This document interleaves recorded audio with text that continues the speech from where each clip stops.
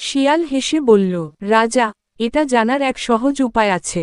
আপনি যদি ইচ্ছা করেন, আমি আপনাকে নিয়ে যাব এমন জায়গায় যেখানে আপনি নিজের চোখে দেখতে পারবেন কারা আপনার বন্ধু আর কারা আপনার শত্রু। সিংহ একটু কৌতূহলী হল, বলল, তা বেশ, চলো। শিয়াল সিংহকে নিয়ে চলল জঙ্গলের গভীর দিকে।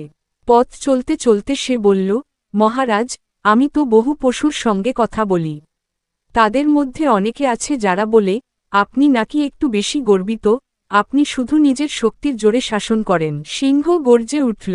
কি, তারা এমন সাহস করে? নিয়ে চলো তাদের কাছে। শিয়াল বলল, ধৈর্য ধরুন মহারাজ, যদি আপনি গর্জন করেন, তাহলে সবাই পালিয়ে যাবে। আপনি চুপ থাকুন, আমি কথা বলি। সিংহ রাজি হল।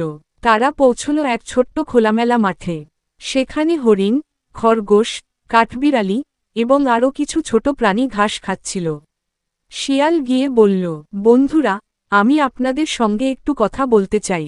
রাজা সিংহ আমাদের সবাইকে নিরাপত্তা দেয়, তাই আমরা কি সবাই মিলে তাকে একটা কৃতজ্ঞতার উৎসব দিতে পারি না? সবাই অবাক।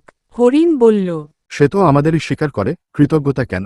খরগোশ বলল, হ্যাঁ, সে আমাদের ভয় দেখিয়ে চলে, সে রাজা নয়, এক জালিম। সিংহ এটা শুনে এতটাই রাগে ফেটে পড়ল যে লুকানো জায়গা থেকে বেরিয়ে এসে গর্জে উঠল। সব প্রাণী ছিটকে পালিয়ে গেল। শিয়াল চুপচাপ দাঁড়িয়ে রইল। সিংহ বলল, তুমি আমাকে এমন জায়গায় আনলে যেখানে সবাই আমার বিরুদ্ধে কথা বলে। তুমি কি আমার শত্রু?